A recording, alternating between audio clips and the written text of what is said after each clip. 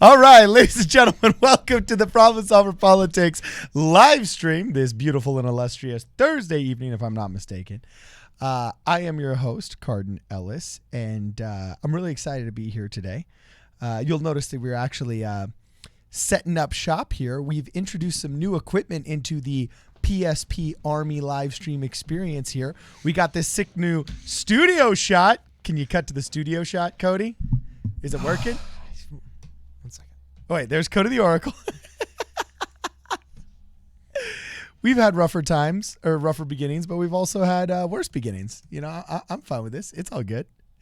So anyway, just to start things out, actually, we'll just let you know what's going to be going on today. This live stream is going to be actually pretty cool because we're kind of going to do our normal thing. Me and Cody are going to get out of our systems. We're going to talk. We're going to say what's up and, just do our normal live stream thing.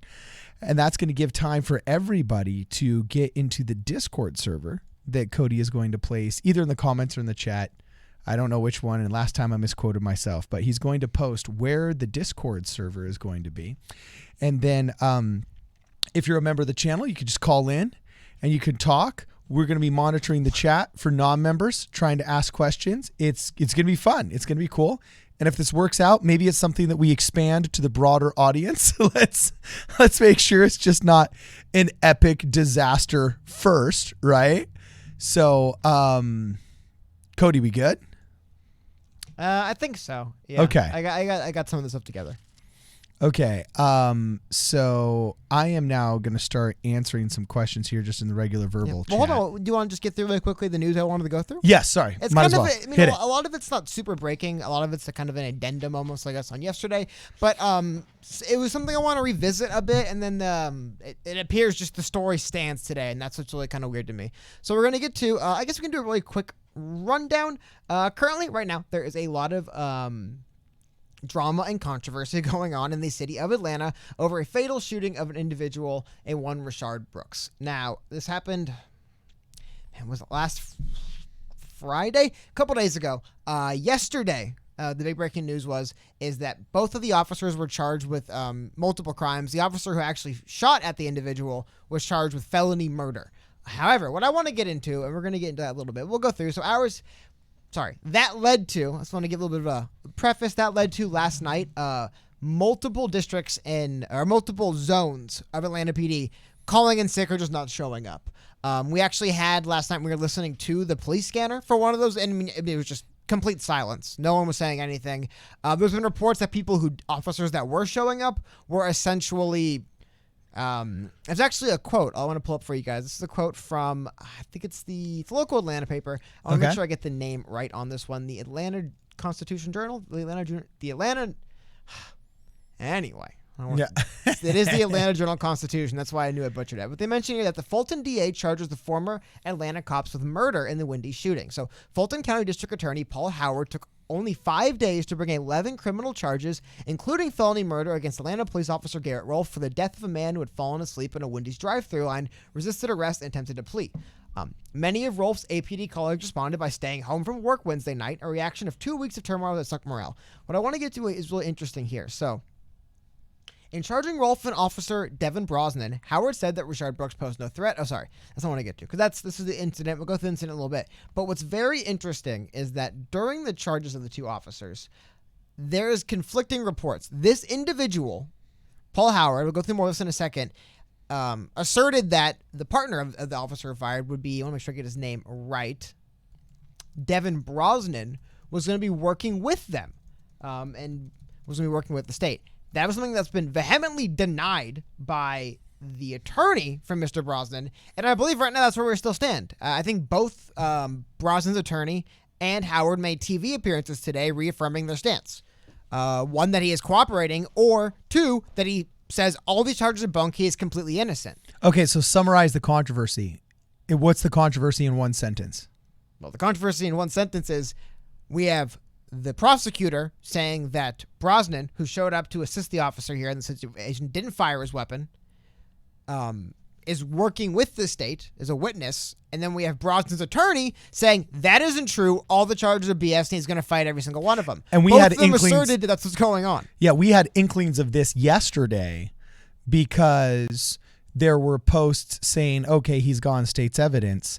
But then there was a strict statement made to the media by his lawyer saying no. So we had the first inklings of this confusion yesterday in our live stream yesterday, correct? Well, I mean, it's confusion. I mean, I'll read this. CNN reporting this. So the attorney denies officers a state witness. Brosnan's cooperating and providing details on what he saw, but he's not a state witness, as Howard said, according to his attorneys. Brosnan also faces 2 counts of violating his oath of office. Quote, to be clear, there is no agreement that our client is going to testify at any hearing. He has been made cooperative. He went in and he made a statement to the assistant district attorney and their investigator. He provided them with a cell phone.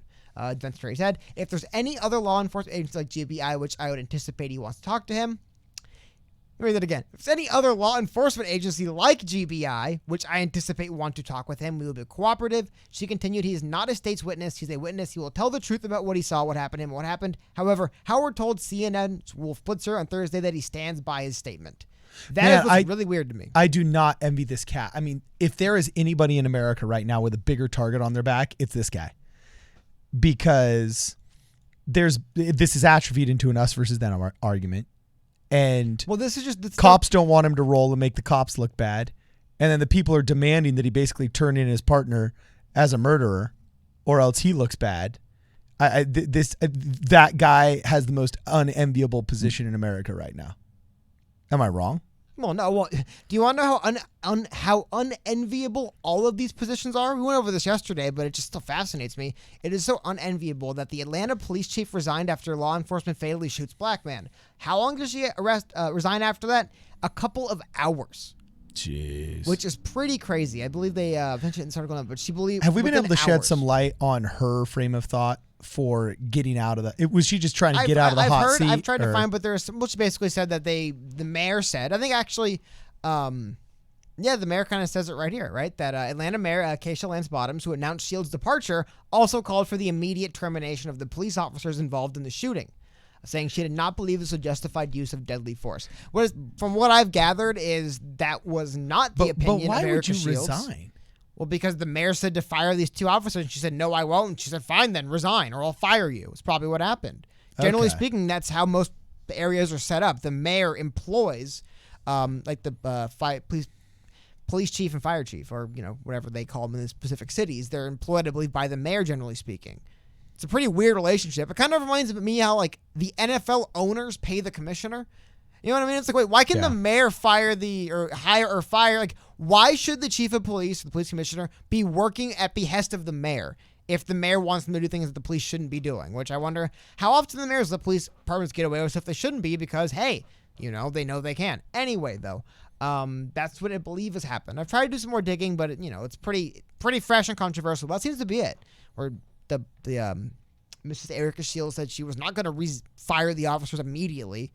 I mean, I have more articles I can pull up, but I mean, essentially the GBI, the Georgia Bureau of Investigation, says they haven't even concluded their investigation yet, and it's very maybe not unprecedented, but weird for it to be charges already. Well, that's the term I've been hearing all day, that it's unprecedented for a DA to come out ahead of this and bring 11 charges in such short amount of time, and from every post that I've seen from every legal quote insider that has remote amounts of credibility on this subject, I've gleaned the idea that this is unprecedented and basically politically motivated.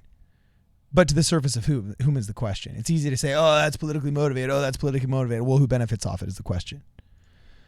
So who's the person that benefits off of this going south for this cop? It's not going to be the police department because they're going to look bad. Okay, is it going to be the civil rights argument? There's no individual. Who does it benefit to hang this guy out to dry? Or is it just a bunch of really cowardly bureaucrats and really cowardly government workers who just would rather watch somebody else burn to make sure it's not them? Well, are you getting a sense for any of that, Cody? Sorry, I missed what you're saying for a second. I just wanted to really quickly, to your point, almost kind of show you this quote I was trying to pull from the article earlier. So I couldn't find it. I'm like, I have no idea what this is. Sorry, guys. This is again from the Atlanta Journal-Constitution. They said there are officers saying they are not going to leave the precinct unless to help another officer. Vice Champion, South Central Director for the International Brotherhood of Police Officers, told the Atlanta Journal-Constitution some are walking off and sitting in their personal vehicles. The reason why I highlight that is there are people that are showing up, like they said, that are just doing nothing. I've heard unconfirmed reports that one specific precinct had one person show up for work this morning. Jeez. And even you have to imagine if one guy shows up, it's probably like, well, yeah, and it's almost like who's that guy? Unless I have to. Like, boy, or I guess we're a girl, right? But it is weird, and just we are seeing across the city, and I think I still have it playing. I was gonna put it in the background. Yeah, this is still playing. Let's see. And you can still hear Zone 6 east of the Atlanta Police Dispatch. This is the same static we heard last night. Yeah, it appears the scanners are dead. Now, could we just for a second play, I know it might take more than a second just to pull it up, but could you just play, for example, what's another comparable city? We can't pull up the LAPD police scanner, or else it's going to be chirping like crazy all the time because, I mean, compared to Atlanta, Los Angeles is what, 5 times as large? I mean, Atlanta's like one of the biggest cities. I guess we could do like, but what's a comparable one? Cincinnati. I mean, actually, no, Cincinnati's tiny. Why not? Actually, I'm going to look this up. Population of Atlanta. So population of Atlanta, you're looking at about 500,000, 498,000. And I'm sure that's just in the Atlanta proper area. If you look at the population of Los Angeles, actually, no, you should pull up.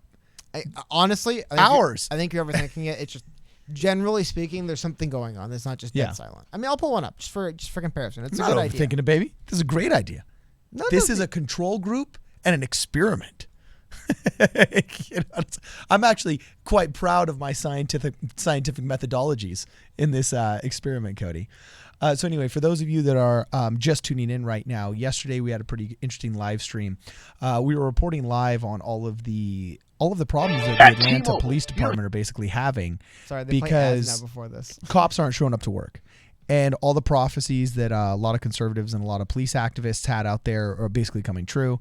Like Jocko Willenick said, you don't have to defund the cops. They just won't want to do it anymore. And it happened precipitously, a lot quicker than we thought.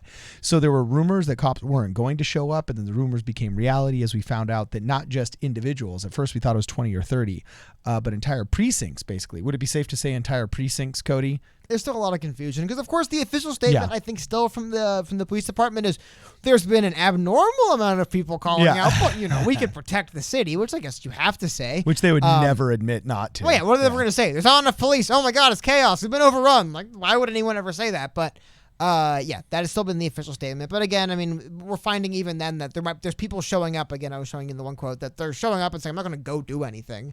I believe it was actually heard over the scanner last night that unless they're shooting at people, we're not coming, was basically essentially what I got from it. So it is interesting. But the bigger thing, we can go through this again, kind of going through all the stuff going on. But what's fascinating to me is what does happen when the prosecutor said, like the prosecutor and the attorney for his alleged witness are just openly disputing each other in the media. Someone's lying, right? Yeah, somebody's lying. Really weird. It was weird for me that when Howard Wolf put today, he didn't say, well, he's not a state's witness, but he said, I stand by what I said. It's really also interesting to mention that, according to what you're saying, the Georgia Bureau of Investigation said that they weren't even aware that the press conference where where Mr. Howard came out and actually said he was levying these charges was going to happen.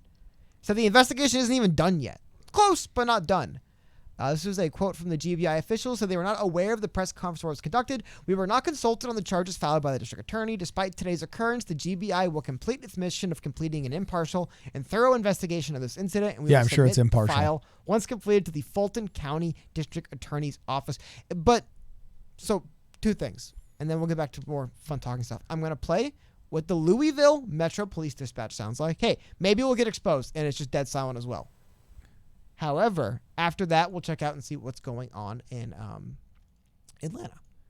You don't have to choose between a great network. Oh, they listen to commercials. Isn't that? Hold on. They listen to commercials. As an aside, no, this is part of the thing. I know it's broadcast. I get that Broadcastify does it, but isn't it weird? Like, you want before you can listen to the police scanners or the fire scanners to see where the fire is. Make sure you shop at Arby's. Is it done? T-Mobile.com. No, T-Mobile.com. T-Mobile. They ain't paying us. We don't get to play the commercials. I swear to God, I played it for the first time. Well, while you're waiting to pull it up, I'm just going to hit a couple of these super chats. Viscatronic 1 says, thank you for the super chat, Viscatronic. It's going towards the new mirrorless cameras. Anyway, it says, I had the LAPD South scanner going on today and was rather quiet. Interesting. My Melanated Scope, thank you for the super chat as well. And it says Chicago Police Zone 3 Districts 12/14. That's me. All right. So Is that north, east, south, or west Chicago? I'm unfamiliar with the zones there. Check it out. But yeah, we could check that out and see if it's comparable. And Dustin, of course, says, I'm waiting for RoboCop to show up. And Inferno234 says he just arrived. What's up, Inferno? So anyway, we got the LAPD scanner up, Cody, for comparison. Or are we still listening to T-Mobile commercials? I was going to Chicago. That was Kentucky, but Chicago's pretty good. We'll see what the Chicago police sound like. Okay. Also, while you're pulling up the Chicago police, my melanated scope says, hey, guys, hopefully the Discord goes well. Yeah. Oh, awesome. I was going to post the link. Yeah, if you guys want to join. And yeah, so again, how we're going to do this is I'll have the link. If you're a member of... Dang, I didn't think about this. Could be a little bit confusing. So if you're a member of the channel here on YouTube and you have the little PSP King Kong thing next to your name, trying to think how to verify it. Anyway, if you do, like for example, some of you guys I recognize from Discord, we'll temporarily put you into a new slot so you can join if you want to talk. But we're going to get to that in probably another... Yeah, we probably got another half an hour first. 10-15 minutes, yeah. Or 10-15 minutes, yeah, exactly. Let's see, actually, you might be right. It might be closer to half an hour. You're right, closer to a half hour. But cool, that's what's going on. All right, so we got a couple of comments here. My Melanated Scope says, "Hey guys, hopefully the Discord goes well. It will. We just posted the link. If you look in the latest link of the chat, or you go live on this, you'll be able to get the Discord link. And there's more calls for RoboCop, and I got to tell you, I really think that's where this is going. I mean, obviously, there's going to have to be police. We've talked about hopefully they really up the training protocols. I mean, there's nothing more sacred or sacred in our society than protecting that Constitution. The police are the ones that do it. So these guys should be uber trained. And in the wake of a lot of these issues that can be sensationalized by the media or can have, cause riots or can be tragedies, I think there will be a heavier and heavier and heavier reliance upon technology to perform the job of policing. I really think that most of these departments are going to be making heavy investments in technology. Some of it will be good. Cops for body cams, let me tell you, every good cop welcomes that because they're like, finally, I can just say, look, they're lying, okay? So I think some of the basics like that will be beneficial because you'll also catch any bad ones for those few rotten apples that exist in the system. I get a little bit worried about us taking steps closer to a surveillance state because the technology has gotten so good, Cody. I was talking with a customer just the other day. He makes his money impounding cars, and he just has 6 sensors, 3 on the front and 3 on the back of his truck, and he drives down the freeway. And even when he's going 65 miles per hour and the car on the opposite side of the freeway is going 65 miles per hour, he can capture all the license plates around him, and it gets uploaded automatically into a database that tells him whether or not those cars are stolen, whether they're missing, whether they need to be impounded, whether there's a recall on their loan, so on and so forth. And he just goes around, follows the person home, and then ends up just picking up that car. I mean, what technology can do now is so much faster than what any human or set of eyeballs or set of brains could get accomplished that, I don't know. You watch movies from the 90s like Enemy of the State, and everything they feared they can do now. So what's left to fear? You know what I'm saying? Do you remember that one, Cody, or did you not see that one? I know you're not into quote modern movies. That's not even. I liked him. It was Will Smith, right? Yeah, but it was like what, late 90s, early 2000s, was it? Yeah. Oh, man, modern movies 20 years ago, man. Okay. I haven't watched a movie in a couple years. I'm like a few years behind. Okay. I am, but I'm not 20 years behind. I watched movies from then. I was thinking, ever seen Demolition Man? Dude, why don't we make a Demolition Man future where we like brainwash people into being incapable of committing violence? Yeah, that'd be nice. Right? So there's some interesting comments in the chat here, and interesting suggestions. Christian Solid says we need a branch whose only job is to look into corruption in law enforcement. How about corruption in government in general? I mean, just enforced by who? It's a good question, Cody. The government? Is the government going to be investigating the government again? I love when the government investigates the government. But it can be elected people. The government's done be no elected. Wrong. Oh, yeah. That's always a backstop. So much different. That's always a backstop. Because when you have to win re-elections, you're definitely going to just fearlessly attack other politicians. No, well, I got to tell you right now. I have hope for the future. I really think that hard times create tough people. Tough people create good times create soft people, and soft people create good times. I just think post-war, we got real soft because we didn't have a lot of competition, and the boomers took all of the wealth because they were in a super fertile environment where You just could kind of trust government because after all, this is the government that liberated the West, that saved Europe, that conquered Japan, and it's benevolent and it's good. And oh, you can trust the media because they're all just a bunch of Walter Cronkites, when in reality they'd gotten rotten by the late 80s. Things always start out as movements, then they become businesses, and then they become rackets. So all these great movements that were good ideas, maybe in the 50s, 60s, and 70s, okay? Your basic feminism, okay? Your basic run-of-the-mill, okay, let's make sure we're all on the same page with civil rights. The basic run-of-the-mill immigration, this, that, A, B, C, D, E, F, G, all of these basics that we all could agree on or all could fight for were the movements that we believed in. But then those movements by the 90s and the 2000s have become businesses. And then by 2010, they're all just rackets now because we don't trust any of them. Southern Poverty Law Center was found out to be just a big fat racket that was ruining people's lives and trying to get money by declaring everybody and their dog a racist. Okay. The conservative institutions, what have they done? They haven't defended anybody. You know what I'm saying? Education has proven to be just one massive failure of teaching to the test. People don't necessarily have faith in, you can't name a single institution, okay, outside of maybe the local pastor of your church. You can't name a single nationwide figure that really can step in right now and has credibility, has that unimpeachability of okay, guys, enough is enough. Let's calm down. Name one person, Cody, you think that could step forward and stop the nonsense right now. Dwayne "The Rock" Johnson. I hate to say it, but probably, and he's just a celebrity. Dude, I legitimately don't think The Rock could run for president because he was on WWE Raw, and there's just too much stuff. There's too much footage of the. No, but people don't care about that anymore. Dude, nobody even saw the footage of Trump. Hopefully they don't. Hopefully they don't care. I don't know. I'm just saying.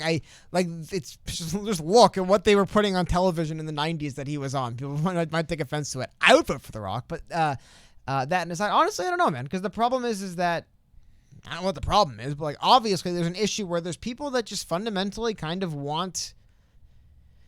Is confirmation bias the word? People just kind of want to read the news they want to read, unfortunately. And can we say no? You're not allowed to read news with a certain bias or slant to it? That's weird, right? However, I do agree it happening too much does cause an issue because one person reads one thing about one story, one person reads another thing about the same story, and they start thinking that the other person is lying to them, when in reality, the media is lying to both of them, right? Yeah. But you think your fellow man's lying to you, your fellow citizen is lying to you. It's well, we were both fed bad info, so we thought things that weren't true. But everyone thinks that they know these things aren't true, and they're asserting them as lies, and then that causes people to distrust each other. But at the same time, though, it's what? Are we supposed to say, sorry, the government has to own the journalism now? We have to have state-funded media? I don't want to have state-funded media. Yeah, of course not. But then what? You can't have biased media? Dude, facial expressions give bias. I can't have biased media. Yeah. There's going to be bias no matter what. Dude, my wife can tell when I'm lying. Well, because she says I have this eyebrow that goes up. Hey, chat, you got to tell me if you guys have any just not measurable quantifiers. Oh, shout out. Shane Olmstead just joined. Hope I got the right Shane Olmstead. Thank you for joining the show. Hey, Shane Olmstead. Yeah, just popped up on mine too. What's up? Welcome, Shane. Hey, you know what I'm going to work on before next stream? What? Having more and different emojis for you guys to use if you join. Oh, we control that, Cody? Yeah, we can add new ones if we want. We just have been behind on stuff for a few like weeks. we did on Twitch? We already have ones. There literally is ones now. I'm going to put them in chat. But I thought we were only allowed 3, and I made 3. The first one was the King Kong one, right? No, there's 2. There's a Dave Chappelle one and then an old Pink Yang Hat one, but they both need to be adjoined. Okay, rock on. So anyway, Shane Olmstead, thank you for joining. Also, thank you for the super chat. He says, joining chat strong today. And my melanated scope says Ron Swanson can bring back peace to the world. Yeah, my melanated scope. I think that's Ron Swanson. Hey, people point, have mentioned Chuck Norris. Okay, but I think Chuck Norris. There is something to obviously Ron Swanson's the character, right? But I do wonder if it would be possible for a bunch of Americans to get behind the ideal of just the boring. There's the meme of the I just want to grill for Christ's sakes meme. I do wish more people were like that, and there was more people. The problem is the opposite's happening. People got tired of sitting on the sidelines and people screamed at them, so they're getting more political instead of the opposite. So you think A lot of people, and I... Okay, so Ron Swanson is what that you think could be cultivated more? Well, Ron Swanson is the extreme of just the basic, solid everyman. He's like, I'll build things myself with carpentry, and he eats 50 steaks. He's the absurd, right? But the idea of just kind of a low-key person. I would say one thing that kind of defined his character was staying out of most nonsense. Is kind of a no nonsense, I guess would be a good way to put it. And but the problem is people love nonsense. They really do. I always think it's funny. No offense to anyone in chat doing this, but people relitigating what should have happened when those officers met this man in Atlanta. It's dude, what the are we going back in time and voting on what they're going to do? I mean, it happened. Really, we should just deal with the consequences. That's all you can do. We can't go back and litigate. Yeah, well, I would have done this. Fascinating. Write a book or something. But, why don't we talk about the actual reality of now? But, no, people have fun talking about the getting into the nonsense. John Bolton just wrote a book about Trump. Donald Trump basically brought John Bolton in to make fun of him. One of my favorite stories is when they were meeting with the Prime Minister of Ireland. Donald Trump turns to John Bolton and says, John, is Ireland one of those countries you want to invade?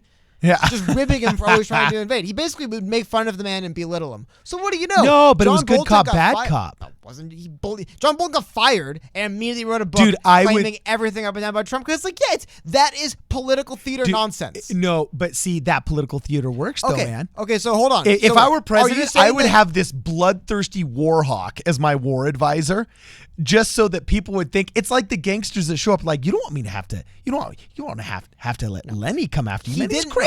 He didn't put over John Bolton. He made fun of him. He would just be like.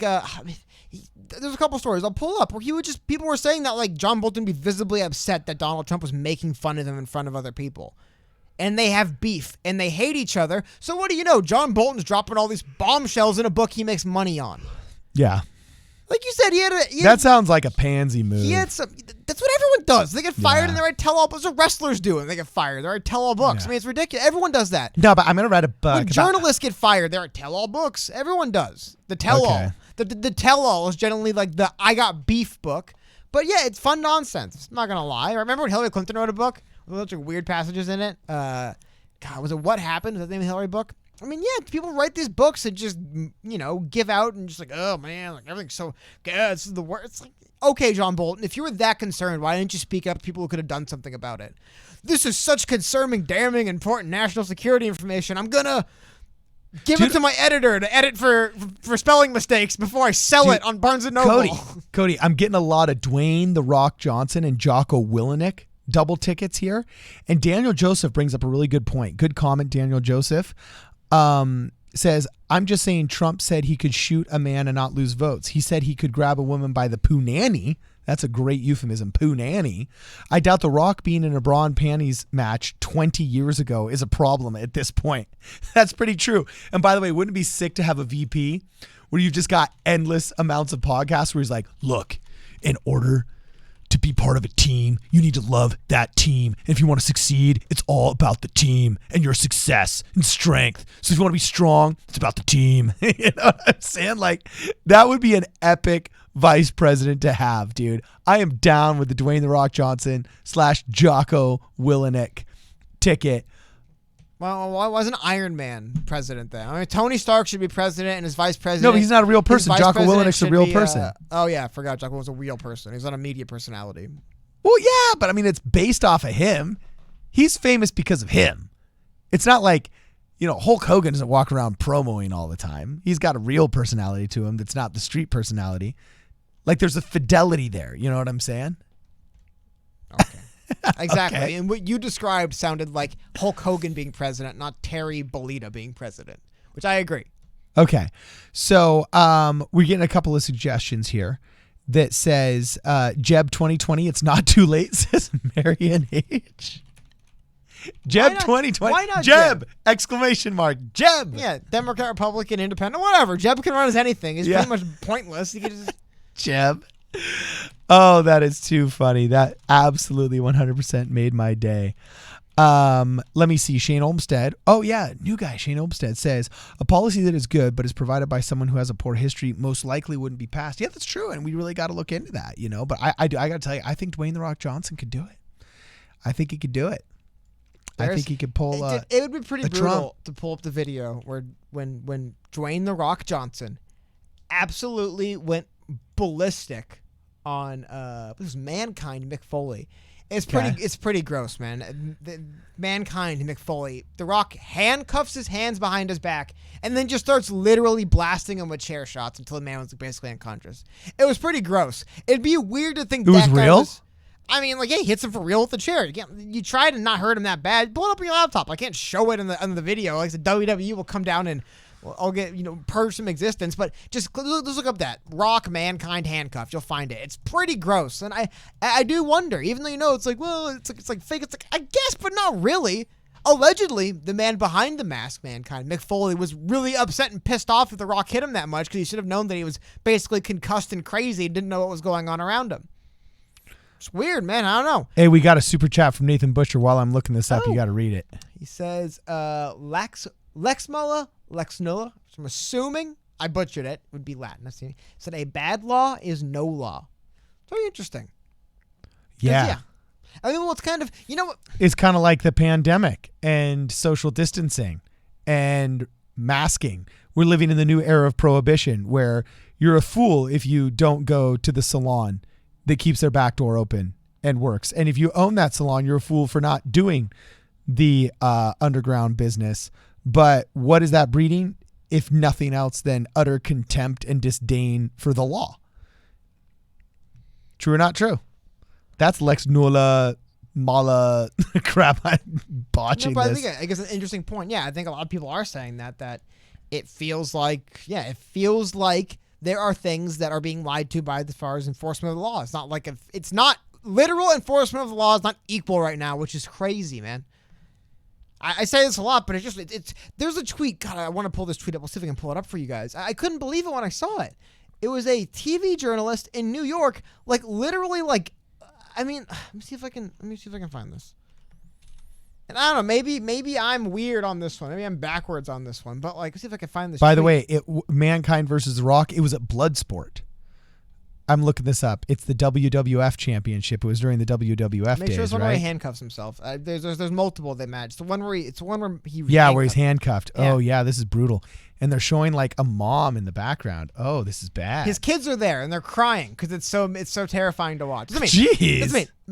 The Rock made this guy's kids cry for real because he was hitting them so hard with the chair while he was handcuffed. Jeez, what was Vince McMahon thinking? Well, The Rock, they went out and did it. They're traumatizing these kids, and the wife's all acting. Well, she was probably getting paid. At that point, she was a Confederate in this whole thing. But man, wow, she's hot, dude. Do wrestlers traditionally walk away with pretty hot chicks? You know what I'm saying? Are they like the firefighters of Midwestern celebrity or what? Hockey players? I can't say. But okay. And I mean, this is obviously, but in New York City, for whatever reason, de Blasio's got a thing about Jewish people, but it seems to be the city as a whole. Now, yeah, de Blasio's kind of ended up being this wild anti-Semite. Yeah, but just check this out, right? It says a neighbor tipped off Glenn Schuck that children were attending United Talmudical Academy in Brooklyn, which is supposed to be closed due to the mayor's orders. New York City Sheriff on the way. Here you can barely make out the child in the window. And that is indeed the picture of it looks like an Orthodox or a... Oh, no, that's a famous painting, right? No, it's a literal person. Here's their video of those Jews going to school. How dare the police not be called? And the Juden going to school. I mean, there's the video where they padlocked the... However, you'll notice that there's certain protest events, which is obviously some people who are going out and protesting and they become... That's why there's people out there that are not protesting. There's breaking things. And there's people out there that are literally just milling about in the street to protest because there's nothing else to do.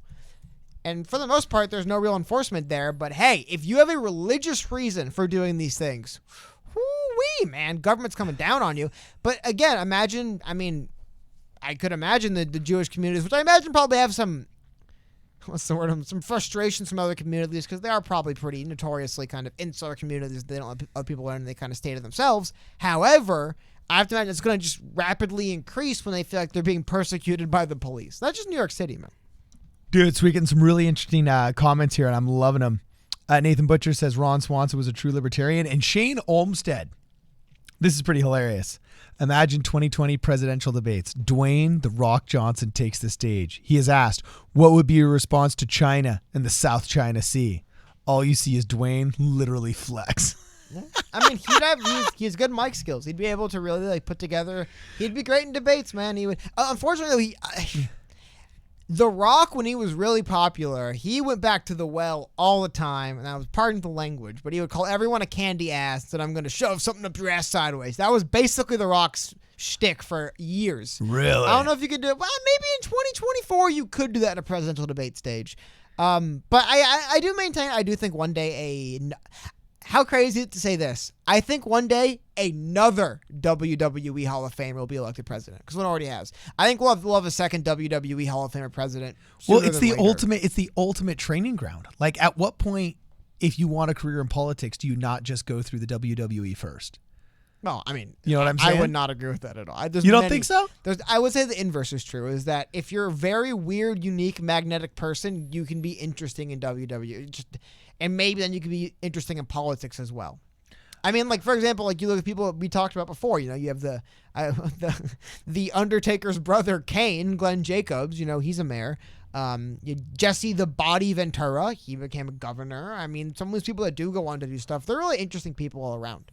Okay, so we got some interesting Discord comments here.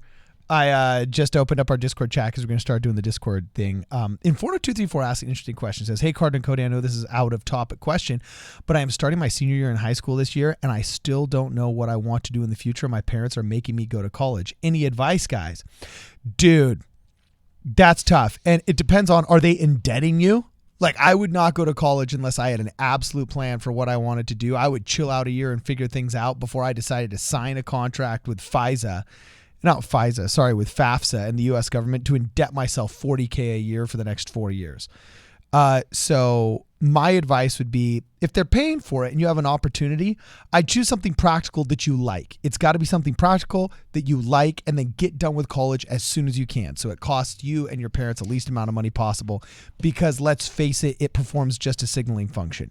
There is data that suggests you still make an average of $10,000 more per year with a college degree than people with your same job title that don't have a college degree. But man, how many of those $10,000 a year extra years do you have to work off to pay off $100,000 in student loan debt, especially with taxation? I mean, it's crazy. So yeah, get a good head on your shoulders, and it's got to be something practical that you could see yourself doing and absolutely love doing. You get a lot of people here saying community college, and yeah, that's a great place to start, man. Really great place to start. In fact, if I had to do all over again, I probably would have gone to a community college for my first 2 years, because it's so inexpensive, and then just transfer to a really a high-end school. Fortunately, I went to a high-end school, but I did it all 4 years, which is great, and it was fun. But, you know, community college is an awesome transition. Informer234 says, I am Indian. I don't think that is going to fly. You know, Indian parents. There's a lot of cultural implications. I guess the real question, though, which is an interesting question, right? Like, how would one at that age find out what they want to do with their life quickly, I guess, would be and honestly, I have no idea, man. That's a very tough question. You know, it's tough, because culturally, I mean, I grew up with a bunch of buddies that were Asian, and it's just a completely different, like, you will excel in academics was the thought process. This was mirrored when we went and followed Andrew Yang to the AAPI. It was the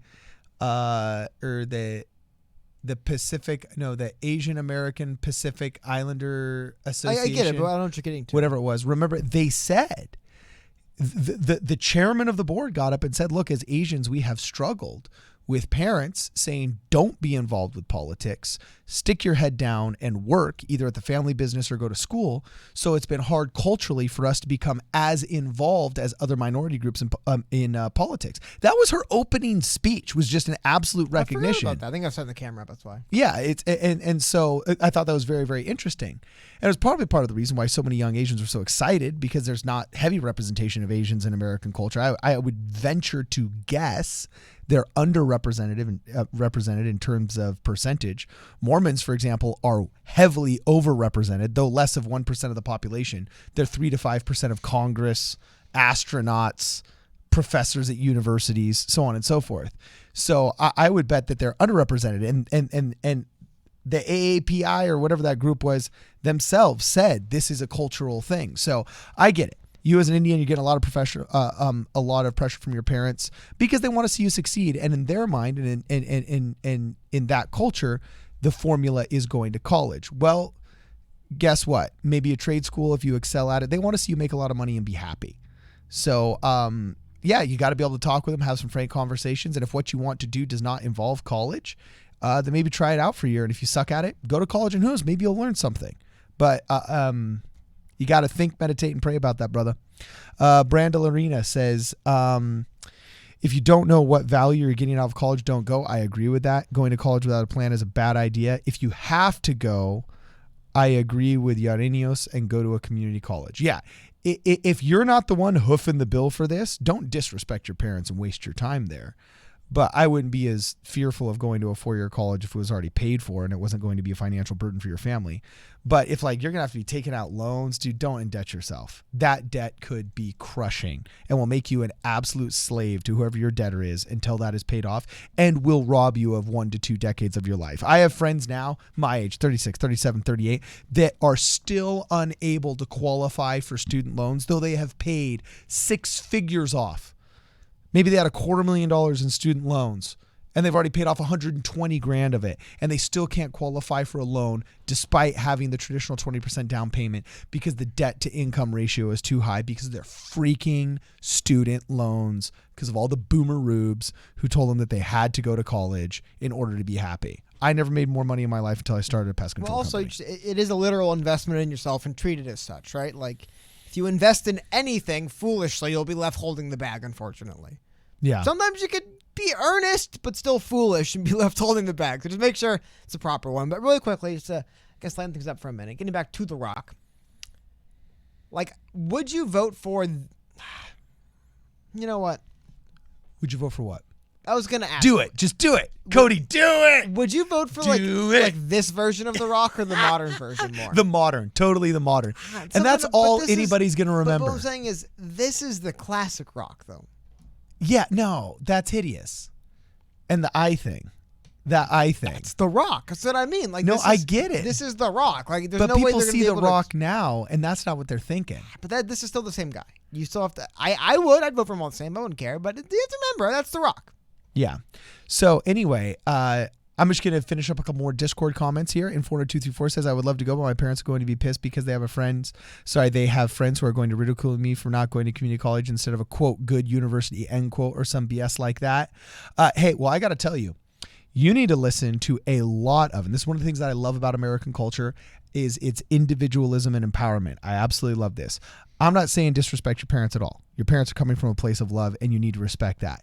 At the same time, I found it very interesting. Gary V's top 3 things of emotional intelligence, his third thing, like for success, one was like persistence, another one was, I can't remember, like investing in yourself before you invest in other people, something generic like that. But his third thing was you need to be willing to do things that piss off your parents. And I thought that was really wild. And he said that was one of the number one things that he sees in all of his seminars is people unwilling to take risks that their parents are averse to and that it holds them back when he sees that they have natural talent in it. So, yeah, you're in a tough spot in Forno. You're in a tough spot. And guess what? Children of immigrants are, because you've got this culture clash that's happening and you're right in the middle of it. You grew up America, you totally get this side of the argument. They grew up in India. They're from that side of the argument, okay? And you're this one that's caught in the middle. And that's also why there's been all kinds of really, really interesting emotional intelligence studies done in the psychological community of children of immigrants. And they have some of the best emotional coping skills.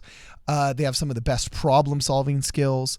It's tough because you get caught in a lot of these awkward situations, but this is molding you into being a better, more emotionally intelligent person in Forno.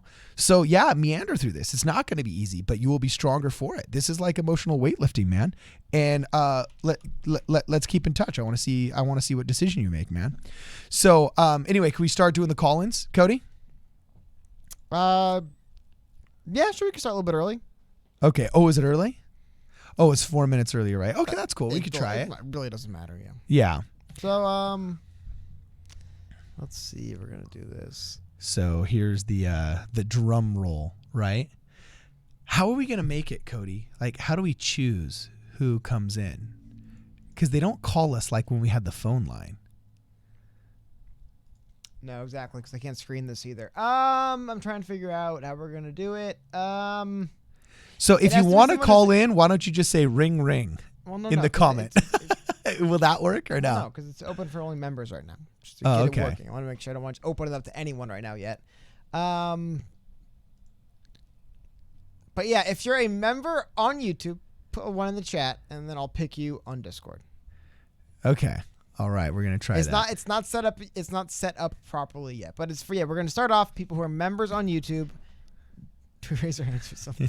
Yeah. So Brad Landerino says, "Do we raise our hands or something?" LMAO. Ring. Tell you what, Card. Well, you can just pick somebody, and then if anyone who's a member on YouTube, you'll skip to the front of the line, I guess. Okay. Well, Brad Landerino is the squeaky wheel that gets some grease because that was really funny. We got to let him or her in there. Okay. That is funny. So, let's try it. Okay, we'll try it. We'll try it out. Okay, cool.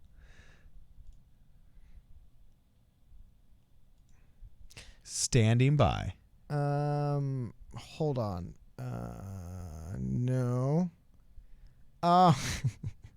Sorry. I'm still trying to figure out how to do this. It says connecting, voice connected. Yeah, but that's for this. Dang. Give me 1 second. All right. Okay, join room. You could not read exactly what I'm typing. I'm not. I stopped in the middle. Okay, we'll see if this works. I apologize, guys. I'm still trying to figure out exactly how all this stuff's going to work properly. Yeah. Once this is working, it's going to be pretty dang sick.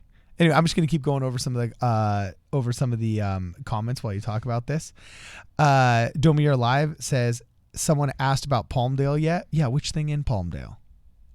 Godforsaken place, that Palmdale. Yeah, we're singing Palmdale. Let's talk about the 2 individuals that were killed. I still have to look more into it. I haven't looked into it enough to talk too much more about it. Okay. And Sly Cactus brings up a good point. He says, who is the oldest member here? They deserve to be first, whoever you are. That is true. Who is our oldest member, Cody? I can go look. Tell you what. Yeah. I'll tell you what. I Is it taken? You talk for a while. Okay, that's fine. That's fine. Figured out. And Lord Draco Malfoy says the anticipation is uncanny. That's funny. I think he meant to say I'm uncanny. What? Yeah, I'm talking. Oh, I can hear somebody. Yeah, they're on. Vlad Landerino, you are on. What? Hello? Yo, what's up? You're on, bro. Oh. Hold on. Okay, give me 1 second. Oh my god, I gotta change. For some reason, I gotta get my mic working in stream so he can hear us. 1 second. Sorry, dude, you're muted right now while I adjust this. Carden, talk about anything, please. Okay, cool. Sure deal. So, anyway, we get some really interesting comments here about education. Actually, this is something I'm passionate about. And as we were talking about Inforno's question here about whether or not he should go on, the Rabbits for Yang say MIT is worth the money. Harvard is okay. Rest is useful if you already have family wealth. And now it should be working, Carden. Brad, can you guys hear each other? Oh, yes. Oh, geez. Yeah, I can hear Brad. Yeah, a little loud. Yeah, I had to mute the stream. Thank you. Perfect. There we go. Hello. Carden, you're on. Okay, rock on. Okay, so this is our first Discord call-in. You're a funny guy, Brad. Is your first name Brad? Can I call you Brad? Yeah, sure. Bradley, but yeah, you could go with Brad. It's quicker. Okay. No, I'll call you Bradley. That's all good. In fact, it's kind of funny. One of my friends is friends with a celebrity who goes by Matthew. And actually, apparently, he says that's one of the ways where he filters through who's just a fanboy and who's a true friend is because he since he always wants to go by Matthew, if you call him Matt, then he knows you're not really his friend. So anyway, we'll call you Bradley, dog. So hit us. You got a question for us? Hit us. Okay, question. Cody, how long have you been debating? Because what I find really funny a lot of the times is when Carden brings up an argument, you go ahead and you just like kind of twist it on its head, like it kind of sounds like the Socratic method, and I don't know. I just find it really interesting how you bring up a lot of points. Have any tips on debating? because like when I'm talking to my brother, he takes a very very conservative stance, and I'm more of a centralist. But usually I don't have like much to say. So yeah, just tips on like sort of debating or twisting points on their heads. It's really interesting. It's really interesting you put it that way. I never thought of it that way. Honestly, what I do, me and Card next ran into this issue when we were getting started. Honestly, where it comes from for me is I generally just start from a position of we're both wrong, and then work back from there. Because I don't have to worry about being like, if someone says something, well, okay, but what if that isn't true? People like to take things for granted a lot in their logic. Like, well, of course X, and it's like, well, why of course? It doesn't make any sense to me. And then I just kind of work from the position of both of us being wrong, and then try to find what's more right. That's interesting. I never thought it was like a debate method. I normally just kind of just me being like a douchebag, I guess. But like I'm always like thinking like, what can go wrong will go wrong. Because I don't know. I do have this subtle fear of thinking I'm right, going forward with something, just getting slapped across the face because like, wow, I took a lot of things for granted that I probably shouldn't have there. All right. Awesome. Yeah, that's really cool. Thank you. Oh, of course. Never thought of it that way. Yeah, if your brother's conservative, you just listen to him more often. No. I listen to him a lot. So Cody, Brad here, thank you very much for the call, Bradley. Yeah, thank you very much for the call. Thank you very much for having me on. No sweat. Of course, man. So you just got compared with Socrates. Cody the Oracle just got told that you were kind of busting a little bit of the Socratic method on me. Is it working? By the way, it's been so long since I've actually studied what the Socratic method is. I can't remember what that involves. I think part of it, because it's been said a lot in sales journals and sales materials I've read for when I was a salesman, that you don't use the word no if you want somebody to say yes. I think that dates back to some kind of Socratic theory. I'm not exactly sure. Sorry, but it's fitting with a name like Cody the Oracle. You just got compared with Socrates, dude. Like, I mean, I guess like anyone, right? It doesn't come from nowhere. But yeah, that's just when we have debates. I just for those who saw Bill and Ted's Excellent Adventure, the original movie, Socrates. That'd be the name. Yeah, Socrates. P.S. I am stoked to see that remake coming out. There's a remake coming out. Oh, shout out for the second movie channel too. We're recording our third. We wanted to start out strong with 3 episodes for our movie channel. We're recording the third one of that today, and we're going to post in the feed, a community post, a link to our new movie channel as well, so you guys can join us and talk movies there as well. So let me see. Who else? Oh, excuse me. Who are we going to have in next, Cody? I'm working on it. Just keep going. Oh, okay, cool. Some interesting comments here in Discord. Cody the Oracle, Arrow Delphi, Arrow Greece, Arrow Socrates. And I guess, yeah, so if people do want to join the Discord channel, again, I'll put that in. It all makes sense. Yeah, so anyway, check us out. Get the Discord server in. It's going to be in the comments of the YouTube chat, and then we'll be able to patch you in that way. So anyway, Dustin says, I know everything because I know nothing, or I know nothing. That might be a Socrates quote as well. And Christian Saul says an independent view where the government is garbage and it doesn't even matter which party they belong to. I believe that's kind of where Cody is. I don't want to speak for him, but an independent view where the government is garbage and it doesn't even matter which party they belong to. I don't think the government is garbage. Oh, I was supposed to say all the time. Yeah, my problem is I have a big problem with the government. That's why I always laugh. I always make the same joke, or people will be like, "Man, I hate like Congress or the president or the Senate." I'm like, "Yeah, the hell with it. They've never done for me." Like, yeah, those Democrats or those Republicans. Like, what do you mean? Like, I mean all of them. I don't mean like the certain ones. I don't mean like there's like, there's some good ones. Like, I guess, man, but all I know is Congress, Senate, all 3 branches done nothing for me, it feels like, for a long time. So I'm not too happy with them. Yeah, I hear you. And then, interesting, Hectic Energy defines the Socratic method as saying, basically, it's asking a lot of questions. All right, okay. So, Cody, what makes you feel that way? How does that make you feel? How about this? I guess in my past, there's been times where I asked a lot of questions, and I asked a question I hadn't thought of before and said, wow, that would suck if we hadn't thought of this yet. And that happens all the time. Like, it's just good. It's good to not take for granted that you know everything, because sometimes you're going to be like, oh, yeah, dang. For example, I thought for a second I had the thing set up how we were going to do the calls today. Woo-hoo.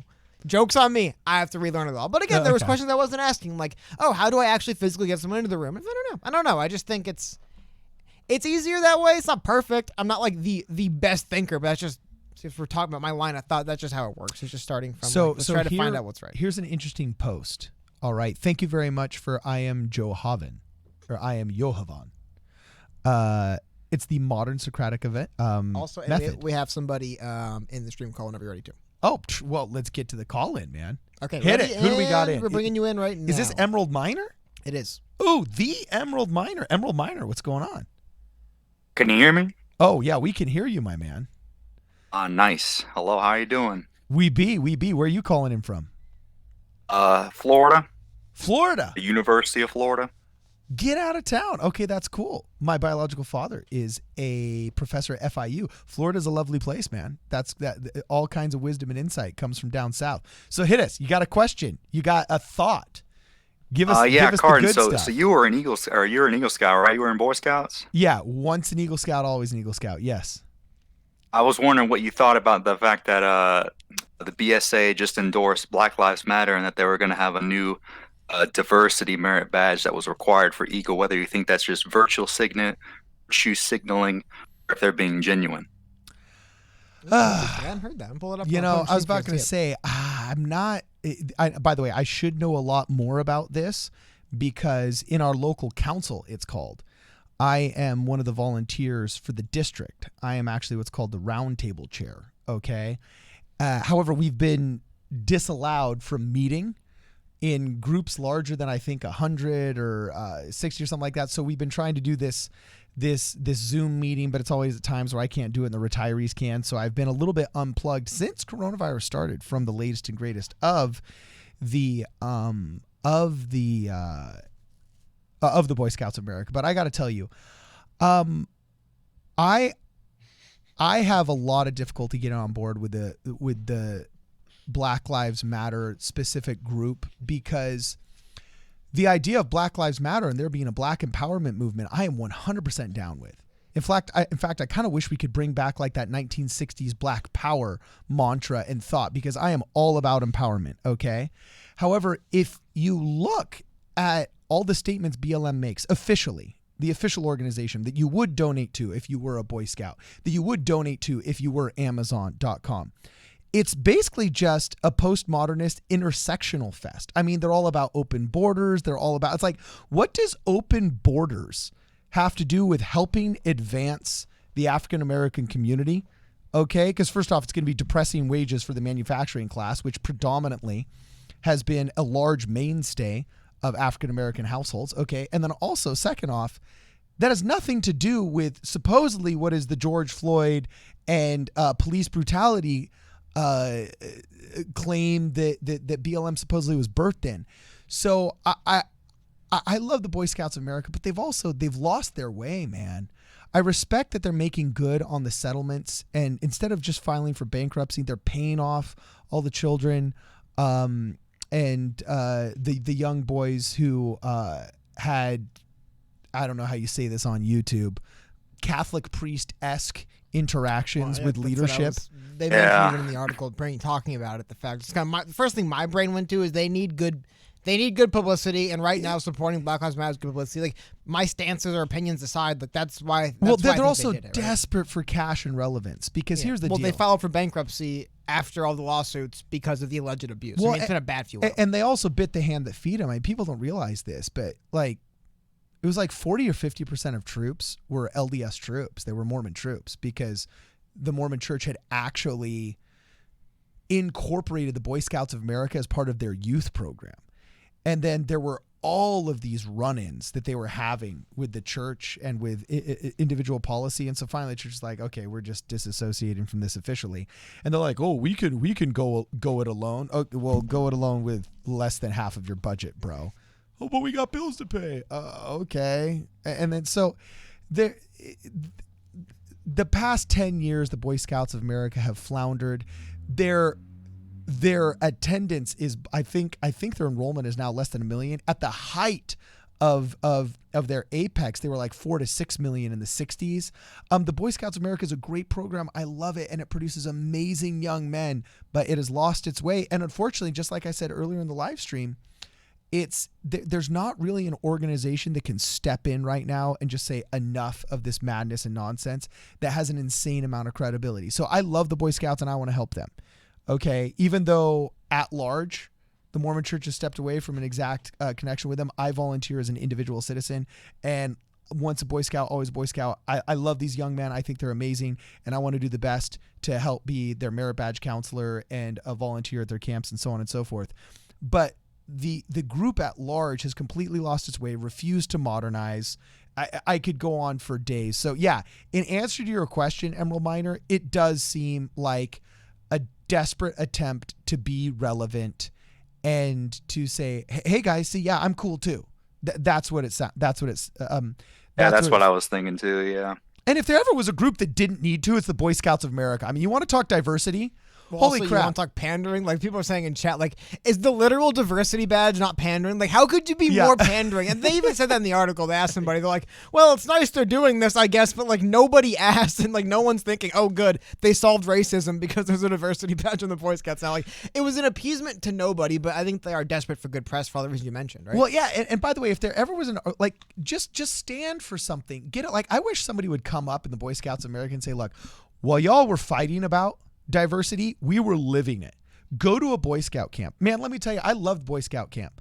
I did a documentary on the South Central Boy Scout troop where there was like five or six black kids, like 2 or 3 Latinos, and like one, like, I don't even remember what he was, like American Indian and Irish or whatever. And they were afraid to wear their uniforms to school because they get beat up. And their big weekly goal was that they would walk to school together in their uniforms so they wouldn't get beat up. And I was doing a documentary on the South Central Boy Scout troop. It was like the only Boy Scout troop in a 10-mile radius. And these kids were awesome. And they met at the house of the Scoutmaster. And these dudes were underdog heroes and they were awesome. And growing up, going to camp, man, I would be across from tents from, I remember there was a Jewish troop. I remember there was I don't know where they were from. I think it was Garfield High, predominantly minority troop. You'd get these like butt white troops coming in from Idaho. Like, it was a wildly diverse experience. So if there ever were a group that could step forward and say, yeah, from the beginning of this, we have done diversity. And if you want a good organization to give your money to that already celebrates and lives diversity, it's us.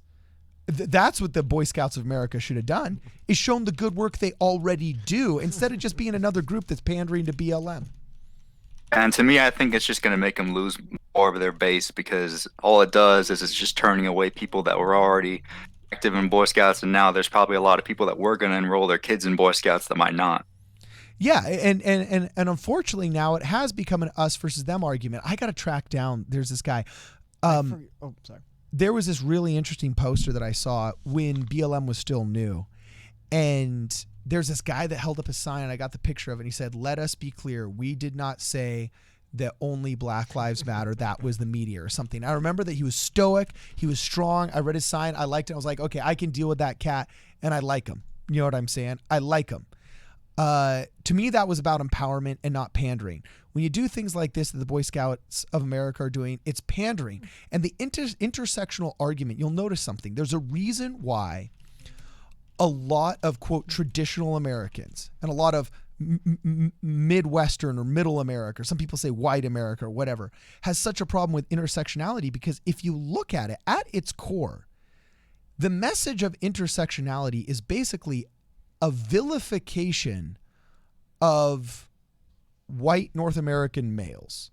And this idea that, okay, Jewish people need to team up with black people, need to team up with American Indian people, to all talk about our intersectional oppression. Well, yeah, from who?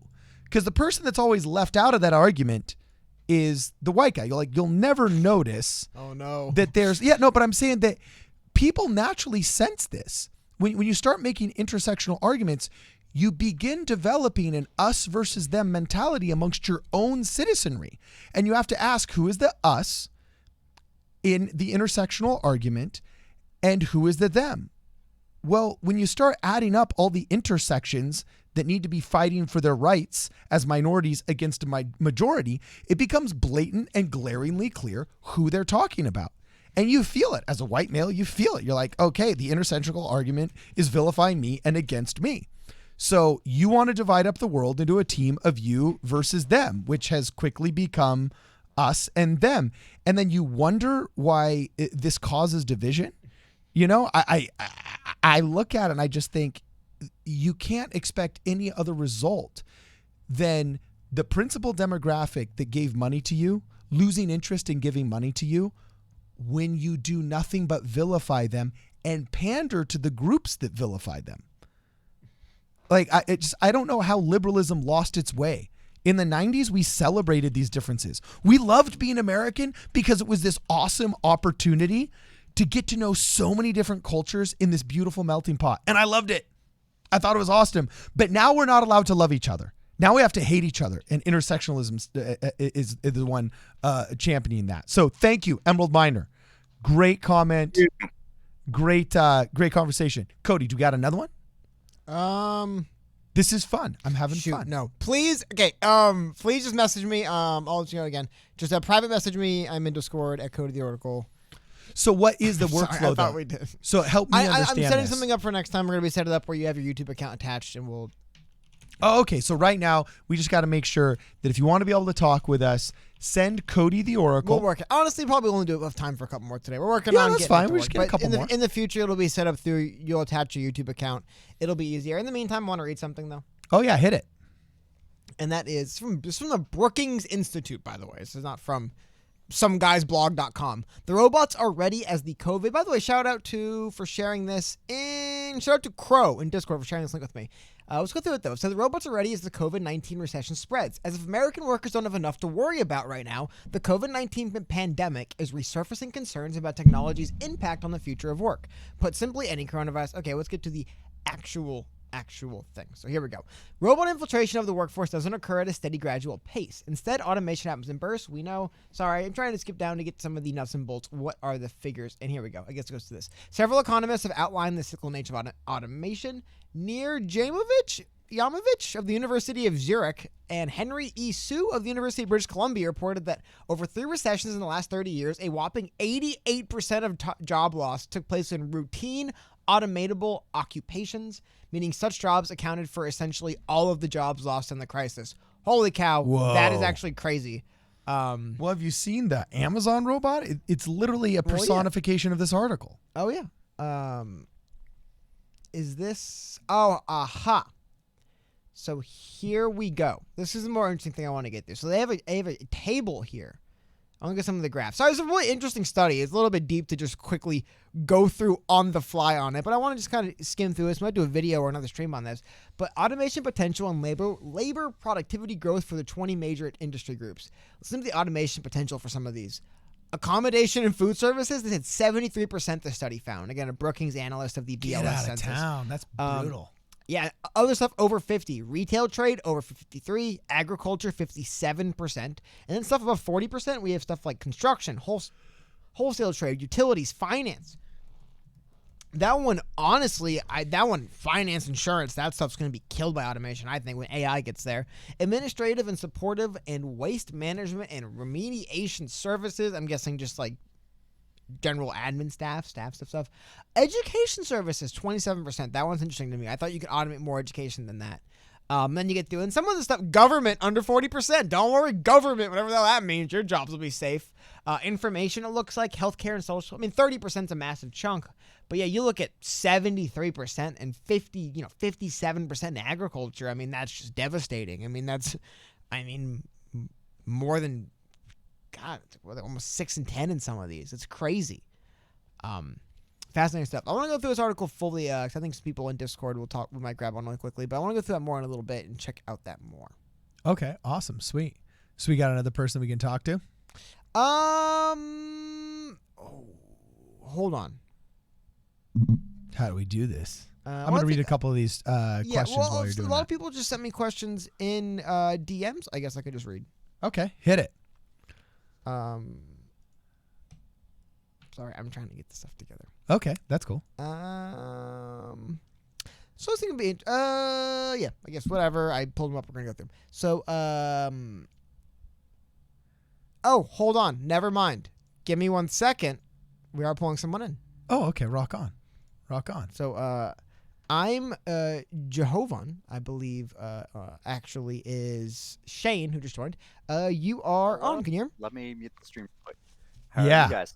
Oh, we're good, man. So how are we supposed to pronounce your username? My username is I'm Joe Haven. Yeah. You can call me Joe, or you can just call me by my name, Shane. That Shane, works yeah. either way. All right. Okay. So what's up? I'm Joe Haven, man. Where are you calling in from? I'm actually calling in from Northern Kentucky. I've talked in you guys' stream the other day when you guys were mentioning Broyer and whatnot. Oh, okay. Rock on. Yeah. So I don't know if I can do 2 questions. Is that Yeah. okay, Hit or- it. Hit us with 2 questions.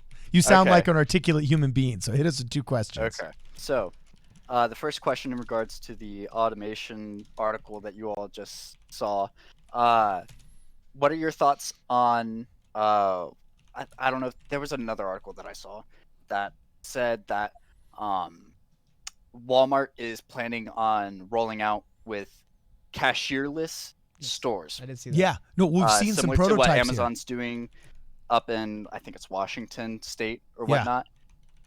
What are your all's thoughts on that? Okay. So I'm actually one of these people that welcomes the automation. Mhm. My fear is, I look forward to heavily automated society where we don't have to be exchanging our Fully automated time. luxury communism. That's correct. Yeah, fully automated luxury communism. No, I'm saying that I don't think man was meant to pay bills and die. Like, Yeah. I don't know why we aspire to a 40-hour work week when scientifically it's proven we only have the attention span for about a 24-hour work week. And I would love it if I only had to work 24 hours a week.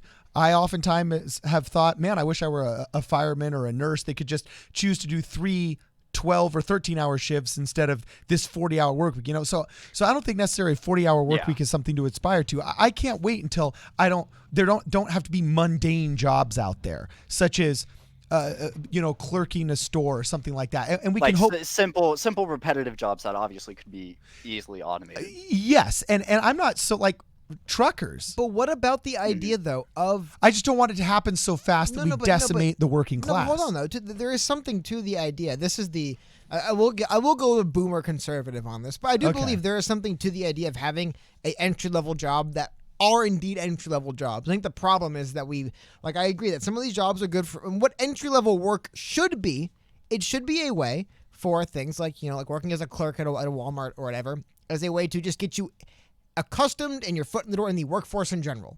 Wearing a uniform, whatever, like just getting used to like the BS nonsense you have to put up with to have a job for the most part. Yeah. Be here. Oh, can you come in and stuff like that? There's something to starting off there, and then after a couple years, churning out of that to other work. But then when you are getting to more serious career-driven stuff, it's not your first time walking into that kind of 9 to, or even just Well, look at 8 hour this, a day Cody. system. And I think there is value in that, and I think we don't have to we already recreate it. have that, and that will not go away with automation. Perfect example. But automation will take away some of those. Yeah, but in the top 5 professions that have been underemployed for nearly 2 decades, do you know what the most underemployed position nationwide has been for over a decade? Auto mechanic. Okay, So we're not creating enough of a workforce already. But 1 second. So one thing. To my point, though, anybody can be just staff at a Walmart for some of this stuff. Yeah.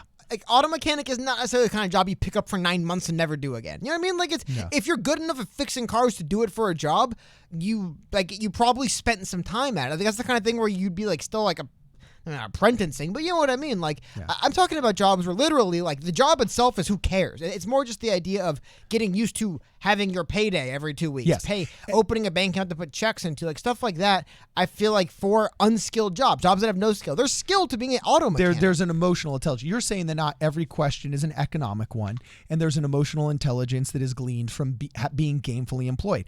And I agree. I just don't think it necessarily has to be in jobs that could be done by a robot. Perfect example is just this, okay?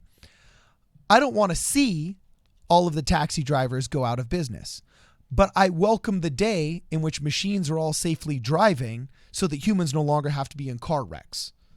And our commute doesn't have to be a 45-minute deal because it's a bunch of human drivers commuting. It becomes a 15-minute deal because all of the cars are talking to each other and their algorithms are working, and we're more efficiently getting from point A to point B, so we can spend that much more time with our families. Okay. So then, do you delete the liberty of being able to drive your own vehicle as well at that point, or? No, I think that honestly would just come naturally.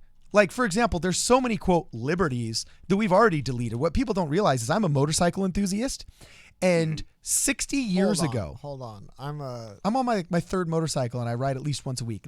I think that qualifies as enthusiast. At least a time a week. Whatever. Okay, look, I take my kids to 7-Eleven. You know what I can say? I'm a dad. I had friends who enthusiast. didn't. I'm not gonna get into it. Okay, you are a so- motorcycle enthusiast. Okay, you're right. I'm not popping wheelies and outrunning the cops. Okay? You have never once spoken to me about motorcycles. nice. I know you own one, but you've never once spoken to me about I like motorcycles. I'm gonna work my Okay, bike. more my uncle and my father, but I come from a family of pilots and motorcyclists, and I myself enjoy motorcycles. And you really need to. Your question was, well, would you automate away the freedom of driving? Well, there's so many things that we've already automated away that we don't realize just because we've gotten used to them. And a perfect example is the motorcycle. It used to be when motorcycles were new that as you were giving it gas, you would also have to simultaneously lubricate the engine by giving it oil. And there was a second button you would have to press on to lubricate your motor. If you lubricated it too much, it would flood. And if you lubricated it too little, the engine would seize. And when automatic oil actually happened, people were like, oh, this is an affront to driving. This is an affront to the art of being a motorcyclist.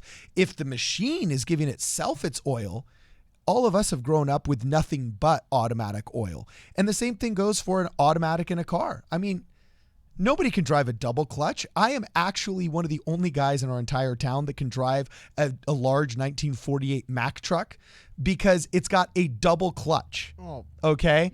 And hold on. Cans and willing. I think you forgot the and willing portion. I think plenty of people can, but I think the willing was the bigger thing. Okay, well, either way, it's a double clutch, which is the older version of an individual clutch, which came before automatic cars.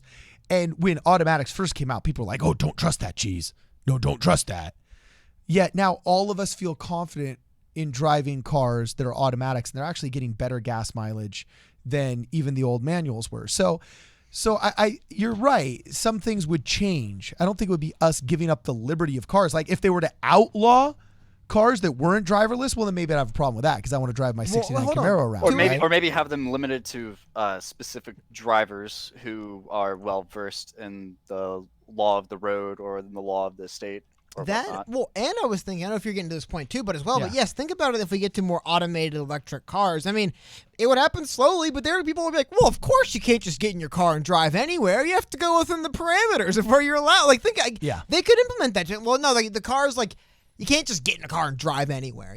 There's certain roads that you can be automated onto and off of. I mean, if they do automate driving away from us, I do think I never thought of it that way. It's a very interesting point. Yeah, eventually, or even like you said, the fact that you can't just throw someone your keys and say, hey, I've had too much to drink, or hey, I'm tired, can you drive? Or hey, I'm buying dinner, you better drive. You know what I mean?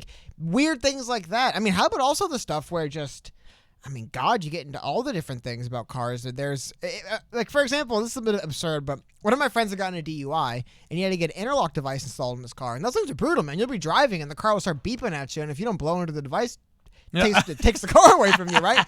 But, yeah, the more we automate, the more it's electronic, the more of a network or cloud cars are attached to, the more the government has their finger on that button. That's really interesting. I actually am more worried about that now than I was before, but I'm sure there's, it won't be the apocalypse necessarily, but yeah, I wonder if that will lead to a curtailing. I mean, they could even just design electric cars to have certain ranges. You know what I mean? Well, yeah, but there was that all fear. kinds of things. You're mentioning a fear right now, Cody, that was a fear when they invented Social Security numbers.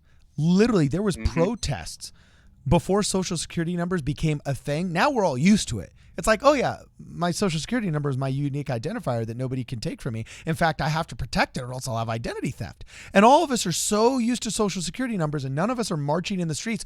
But there was legit protests against Social Security numbers.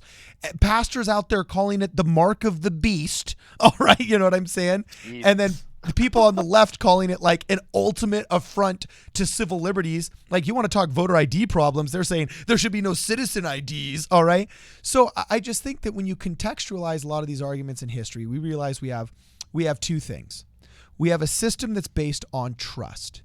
Our citizens have to trust our government in order for it to work. And that's what made the Constitution so unique, was it was a system that separated power, which allows the citizenry to trust the government because it is a government of the people for the people, a government of citizens policing themselves instead of a government policing its citizenry. And so when you have a system that's based on trust, it has to be based off a citizenry that trusts it. So yes, Emerald Mayo, great question. Hit us with your second question real fast. What is it? My second question was in regards to the SEC Athletic Committee making a statement towards the state of Mississippi, asking them to change the Confederate-themed flag or risk losing college sports events. You want to take this one or you want me to take it, Cody? No, I'll go I got thoughts. We'll go into it. Well, I mean, it really gets to I understand why they would say it just for pressure reasons, right? But I think it just gets to the more interesting question, which is because generally speaking, man, if people try to revolt against your country and you shut them down, like 100 years later, just growth of revolt sometimes. Yeah, but 100 years later, that we wouldn't know they existed. Yeah, exactly. I believe it was a deliberate choice by the Union to not put every single Confederate up against a wall, shoot them, and say, if you try that again, we're going to burn you all down again. For some reason, the Confederate flag will fly in parts of America in 2020, right? I think that's the interesting thing. Why? Part of it is there's still some just in some parts of the country, in the former Confederacy, which does exist, as parts of the country are formerly the Confederate States, there does seem to be something in it. But yeah, nationally, I can definitely see why the rest of the country would put pressure on them. The bigger thing to me is it's really weird, just this, like, should we now say it's been long enough and we don't have to have tolerance for the fact that the Confederates split anymore? That's essentially what it was. It was the Union being benevolent in a sense. The North saying, hey, we're not going to execute all you guys. We're not going to pull your monuments down. And we're not going to say if you fly the flag, it's a felony. I mean, think about it. Why didn't the United States say the Confederate flag was like a felony to fly after that flag was used to revolt against them? Yeah, Pretty exactly. good reason to do it, but they didn't. And I think I have to be honest, I have not taken a deep look at Reconstruction in a while, but there's got to be some kind of answer in there, because I think to get to the point of what you're saying, I definitely think today, any company as large or any just industry with that much money involved, the Confederate flag is going to be banned. Right or wrong, it is going to happen. I'm sending you a link in Discord, actually, and this is why it's so important. You have to go out of your comfort zones and out of your echo chamber in order to consume different media.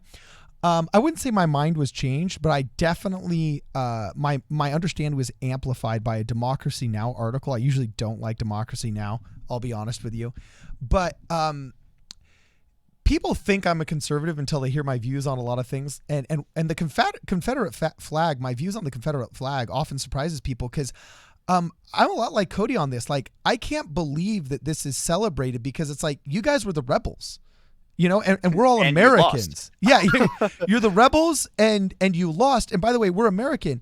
I love that there's a lot of Latino heritage, for example. Well, doesn't treason still carry death, for example, right? Is the penalty? Oh yeah, well, treason is the only crime that's listed in the Constitution. But we didn't kill them all. It's just acts against the state. I don't think it's protesting against the state. Yeah, no, exactly. It's a betrayal of the state. So what happens is, like, I look at this and, there's some people that I would like to think benevolently that in their pride of their Mexican heritage, they carry Mexican flags, which is great. You know what I'm saying? But at the end of the day, it's like, oh, well, we're an American. And if you're born here, like, you're American, like, you're part of our story, bro. You know what I'm saying? And you're here now, like, you're an American. Let's all be proud of that. And I love that we're a melting pot. The Confederacy were the rebels, and they lost. And when you read this article, it's interesting. Some of these southern states, I get that they're proud that they were part of the South and there was this uprising, but, like, at the end of the day, you were violating the principles that we all agreed to in the Constitution and in its founding. Okay, you guys left the family party. Okay, to do your own thing. Yeah, and did your own thing. I mean, it was shots fired in the South that started the Civil War. They went and made their own Chaz, and it didn't really work. Yeah, they made their own Chaz, and it didn't work. So at the end of the day, when you got beat and you came back, yes, Abraham Lincoln bent over backwards to try and make sure that the South was forgiven, because I believe that was the moral. The moral argument to make. And so fine, let the generation that was proud of its southernness go. It would be the Christian argument for sure. It'd be the Christian argument for sure, right? But there was this amazing protester Her name was, she's a 30-year-old African-American woman. She was arrested in the state capitol after scaling a 30-foot flagpole and unhooking a Confederate flag. This was in 2015. In South Carolina, it was still part of the law there that the Confederate flag was on a flagpole and it could not be lowered half-mast by declaration of the governor or of like the state attorney general. Like the regular American flag could be declared half-mast by the governor or the state legislature, unless there was like So an then the Confederate overwhelming. flag would be over What'd you say? the American. I said so. Then they would have the Confederate flag over the Yes! American flag. So literally, Jesus, that's yeah, they had two IQ play. Yeah, because there had to be like a 2/3 vote of a 2/3 vote in order to take it down or something. So like in theory, if President Obama were to say, hey, Coretta Scott King died, for example, or whatever, we're going to fly half-mast for a day. What would happen was, by default, the American flag goes down, the official state flag goes down, but then this Confederate thing in the back of the state house gets to stay up. Like, screw that. Like, as an American, I have such a problem with that. I already have enough of a problem that the Texas flag gets to fly at the same height as the American flag. I already got enough of a problem with that. You better believe that the old 100-year-old rebel flag ain't going to be flying higher than my stars and stripes. So, yeah, like we could talk for hours on this, but we definitely got to let other people in the chat. So, Oh yeah, I get that one. Read the article. Cody, who else do we got? Thank you. Yes. Oh, shoot. I think I did this wrong. I apologize, man, if you're listening. Sorry. Yeah. I'm trying to get off. So, but we do have to wrap up soon because we do have something else we need to get to after this. I want to get to a couple things. First of all, Daniel Joseph did join. Thank you. Welcome to the channel, Daniel. That was a few minutes ago. I apologize. I just saw that right there. Then we also got $10 super chat from Zach Bosman saying they were allowed to continue to fly the flag, I'm assuming Confederate flag, because it wasn't supposed to be within the jurisdiction of the federal government. It's against the First Amendment to suppress free speech via the government. I get why personally they would, right? But I think, yeah, when it comes to like state buildings. But again, though, it does. That's the weird thing. Obviously, to the point of it, the argument to be made, right, that all traces of the Confederacy should have been, with extreme discrimination, chased down and destroyed. That no one should ever rise against the Union that same way again. That's what's happened historically. I mean, historically, if someone rises up against you, you obliterate them and you basically erase them from history. We didn't, for some reason.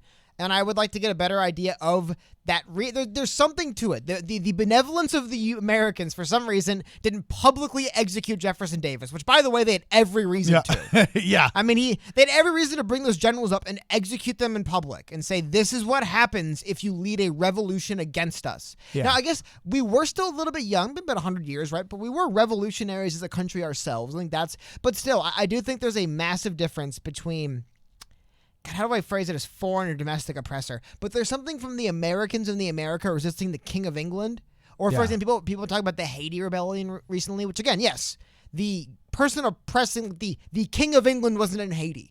I think it's, generally speaking, when you try to have a revolution where the leadership is, things don't seem to work as well. And I think we saw that with... And it's a difference between external war and civil war. Yeah, but just the idea, seriously, I mean, seriously, let me know what you guys think, chat, but it's really... Oh, and $2 super chat from Nathan Butcher saying the Confederate flag worship is bad education in the South. Well, it's... Well, no, I get a lot of people There's recognize some regional it. pride angles from people. Like, hey, at one point we almost seceded, made our own country, and defeated the mighty Union. I totally get. I don't agree. The argument that it's a sign of pride, not a sign of bigotry.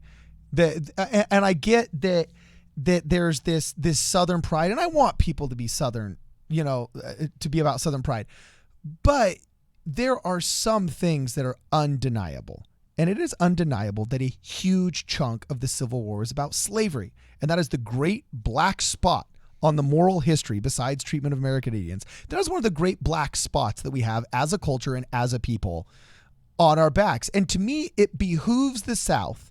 They're smart down there. They're great down there. Heavily overrepresented in the U.S. forces. Okay? We can find another symbol besides the flag of the rebellion. You know what I'm saying? There's got to be another one. But no, but that was the. I think that's the idea. I don't agree personally. I do agree that it was a probably bad idea for everything that went on. I only get one more super chat. Again, Zach Bosman, $5 super chat. I disapprove of what you say, but I will defend to your death the right to say it. No, I agree. Like, regular people, if they want, should be able to fly Confederate flags in their houses if they want. I disagree with it, but they should be allowed to, because it is a form of political speech. And actually, it gets to a last comment, the last topic I want to get to, for we have something to work on after this. We have to move on. Yeah. But the last thing I think is interesting. Someone brings up, Lord Dicko Melfoy brings up that, where was it? About the story. Anyway, he brought it up. That there is someone who was temporarily fired from Burger King for wearing a Black Lives Matter mask at work. They were allowed back in later after some shenanigans. Here's the thing. The reason why they were fired originally actually made sense, depending on where you stand. Not where you stand, but this is what I don't get. Is Black Lives Matter a political movement? It's a political party at this point. But I'm asking, like, from the perspective, because if it is a political movement, then yeah, you probably should not be able to wear political stuff. Like, if I owned a business, I wouldn't want Hillary, Biden, Trump, or I wouldn't want shirts representing a political party or a political movement or a political cause. No, it's for beyond my a employees, movement to a because party. What I'm saying, Yeah. no, who's their leader? Who do they elect? No, it's not a party. I don't know what it is. No. But my point is this. My point is that if it does become a political movement, it's a fully politicized thing, it's a political thing, they're fighting for political change, well, then I don't see why it wouldn't fall into all other political speech, and I wouldn't see why it would be different. For example, you could either let people wear Make America Great Again masks and Black Lives Matter masks if it indeed is political, or no one can wear anything. Now, normally there's when no one can wear anything. Things like, look, Burger King isn't going to get into what political, because then it is, in Washington, D.C., maybe not in other states, but in Washington, D.C., political affiliation is something you can be discriminated on the grounds of, like legally. You're not allowed to discriminate against political affiliation in D.C. I don't know where else, but it is interesting. It's just the concept of, is it because if it's a social thing, if you say Black Lives Matter is kind of like, I'm trying to think, what's the good, social equivalent? If it's a political movement with political goals trying to evoke political change, I don't see why you would not be allowed to advocate for them at any stage where you wouldn't be allowed to advocate for anything else politically. For example, if you work at a Burger King. That's just my question. Now, if it isn't, if it's just a social thing and it's basically just like putting, hands up, don't shoot on a thing. Because I agree, if you put that in a mask, that would be closer to isn't really political, but it does feel like there's people organizing under Black Lives Matter to advocate for political change, which I would say that's starting to feel less like just a social thing people are saying, more like a directed political movement, in which case, yeah, would it have to be I think what you're anyone saying, can speak whatever political speech they want, or that would be reined in with all others. For example, you can't just show up to Burger King in a MAGA mask and wear it. They'd probably tell you to go home because, look, Burger King is not going to get into who we support and who we don't.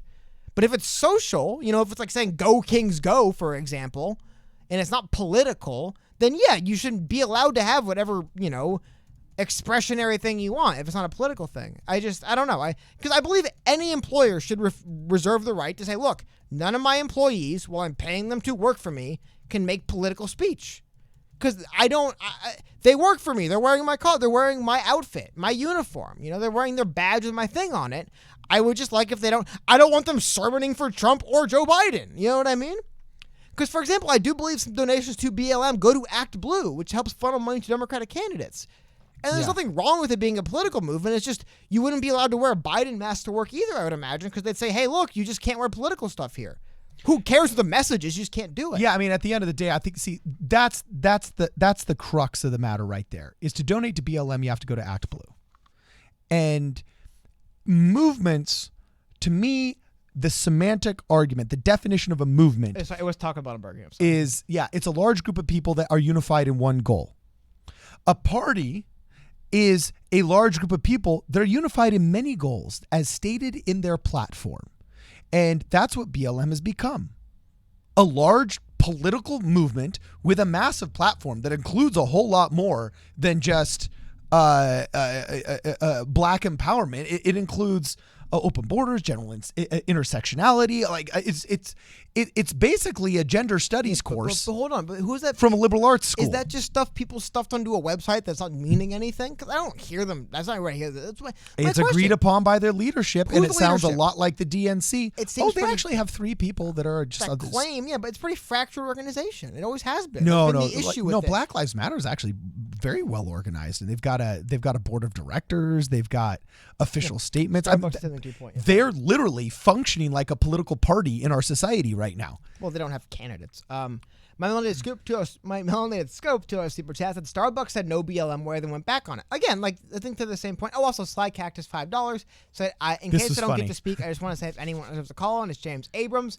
Also, here's some money. He's joining the rock on. Hey, if James ever wants to call in, always open. Seriously. Yeah, we're gonna name the phone after James. I'm gonna try to streamline this, but I just don't know. I mean, I'm legitimately asking. I think because someone said that BLM's on a political movement, it's just a movement. But like, what does it mean? I think like when. I think it's an interesting concept. When does something become more than just a movement or slogan and gets into the realm of being a political statement? For example, when was the day "Make America Great Again" became political speech? Because now it is. If you wear a red hat to "Make America Great," that's political speech. You can't say like, "Oh, I just happened to think those were." You know what I mean? Like, no, that's directly related to Donald Trump and his campaign. You can't just say like, "Oh, what a weird coincidence," right? At what point was that demarcation made? Now, again, Donald Trump ran for president on it. It's a little bit different. Black Lives Matter is more of like a social movement, but it does feel like they're directly getting political change done by their political advocacy group, which is interesting, right? If they are just a politically advocacy nonprofit, where does that lie, right? Yeah. For example, if I wore a Humanity Forward mask to work, would that be considered political speech? Now, honestly, if I worked at Taco Bell and I wore a Humanity Forward mask and no one asked, they probably wouldn't know what it was. Well, the right? question it's would be: is it a 501c3, but even or is it? They say one of the stated reasons for Humanity Forward is to give money to political candidates running on UBI. Yeah, no, I completely get it, and I agree with you. And personally, I think, like, for example, if a kid wore his Boy Scout uniform, or like a Boy Scout, Eagle Scout scarf or patch or something, people wouldn't bristle at that because it doesn't come with a bunch of controversy. So even though technically is a 501c3 and it is a political donor and so on and so forth, due to its less controversial nature, it just gets overlooked. Whereas things like BLM or an HRC or maybe not necessarily, I think Humanity Forward get overlooked because it's perceived as something we all agree on and relatively benign. I do want to ask you a question though. Interesting comment came in here where Nate Dogg says, "Why don't we ban the fleur-de-lis of the New Orleans Saints?" You know what I'm saying? If we're talking about banning, well, we should. I don't see that wasn't a rebellion. It wasn't a civil uprising that was a rebellion. It was a purchase. Active's also another thing too. Like, it matters like if it's like going on. Like for example, you probably could wear a mask that wears like what do they have with the French Revolution? It's like liberty, equality, fraternity, or whatever. That was definitely political speech in France a couple hundred years ago. You wear it today, you could wear it as kind of like a slogan. No, I agree. Yeah. There's fine lines. Like some people in chat were talking about the idea of like a leadership or advocating for. I agree. It's a fine line. I'm just saying that it does feel like Black Lives Matter is growing at a rapid rate, and maybe soon we'll have literal spokespeople speaking on their behalf. And when that does happen, will it then become political speech? Not because like Black Lives Matter, the like literal definition of the words is politicized, but because it's the name of an organization that is. You know, like I don't think anybody would like say that like "Make America Great." People actually have argued the words itself are evil, but like the sentence itself is fairly benign because you could just be like, what does that even mean, right? But when juxtaposed and associated with the president, it takes on a new meaning. And I think you could argue the same thing, which is Black Lives Matter, if it's associated, juxtaposed with enough candidates, enough of a political movement, it's political speech. Right or wrong, it is. You actually have a right to say that anywhere you want for the most part. The only difference is employers have the right to request you don't say it while working for them. Which I would honestly say say what you want. I would say Black Lives Matter getting to the point where it was a legitimate political movement, to the point where employers said, hey, that's political speech, can you keep it out, would actually speak to the growing and the efficacy of Black Lives Matter, right? Like, if it does remain just some slogan you could wear on your t-shirt, then who cares? If it does get to the point where they're affecting political change, to where they're like, well, hold on a minute, you're basically advocating for political change and wearing it, not because, like I said, the sentence itself is anything political, because it's the literal name of an organization out there. It's just interesting to keep an eye on. I would say getting to the point where just those three words have become political speech would be a boon for Black Lives Matter and what they've been trying to accomplish. Because it would show that they actually are getting politically things done that they want to get done. That's just my take on it. Yeah, so interesting. I'm digging. We've got about another 10 minutes here. So if you have any other super chats in your system, make sure you get them out of your system. Do we have? Can we bring in one more caller, or has that ship sailed, Cody? Well, I want to give them time. We'd have to cut them off pretty quick. We're almost at 2 hours already, and we have other stuff to do after this, so we have to move on. Yeah. So can we do another like 3-minute caller now? I'd rather. I mean, no. Okay. We gotta go. That's cool. That's It cool. won't be That's 3 cool. minutes, and I don't want to rob somebody. You know, and just we hang actually up on already them in 90 already seconds. over That's time. what I That's mean. true. We've gone long, and I want to give people time to talk. Yes, that's true. Okay, cool. So anyway, guys, this has been totally awesome. Thank you guys for hanging out. We're going to give it a second to see if any other final questions come in and whatnot. Before we go, though, make sure that you download the Discord server. We're going to get better at this. All right. We're definitely going to get better at this. We're definitely getting better. Yeah. So download the Discord server. Cody is actually going to be posting it right now again in the chat. Follow us on Twitter at PSP Radio 1. If you haven't had a chance yet to join the channel, make sure you join. It's a really inexpensive and efficient way of supporting us and the work. Also, look out for the topic community post. At least 2 or 3 times a week, I try and post in the community posts section just a shout out about what you guys would like to talk about in these live streams, because me and Cody look forward to them all day. Very excited to talk to you guys at the end of the day. And make sure you also follow us on Instagram and on Facebook. We got one more. Okay. Kilo super chat from Shane Olmstead saying, "Can I get a rock on?" A rock on. Yeah. Do I say it that much that people say, "Can I get a rock on?" That's funny. I know people say that I say, "You know what I'm saying," a lot, but I didn't realize that rock on was a Carden-ism. That's pretty funny. Sly Cactus says rock on. So does Lucas Renkar Usai. That's hilarious. So anyway, thank you very much, My Melanated Scope, for read the V for Vendetta plot. Yeah, absolutely. I think V for Vendetta is literally 2020. You got a pandemic created by a government in order to divide and conquer a people. Just the parallels between the V for Vendetta movie, not necessarily the Alan Moore comic book, or graphic novel, I should say. But you need to go watch the Wachowski brothers' V for Vendetta. It is a freedom versus security argument that has such relevance today. I can't believe people aren't just talking about this more. So anyway, that's it for today, guys. Thanks for hanging out with us. This has been totally awesome. We're going to do this again. This is Problem Solver Politics. We will see you guys in the next video.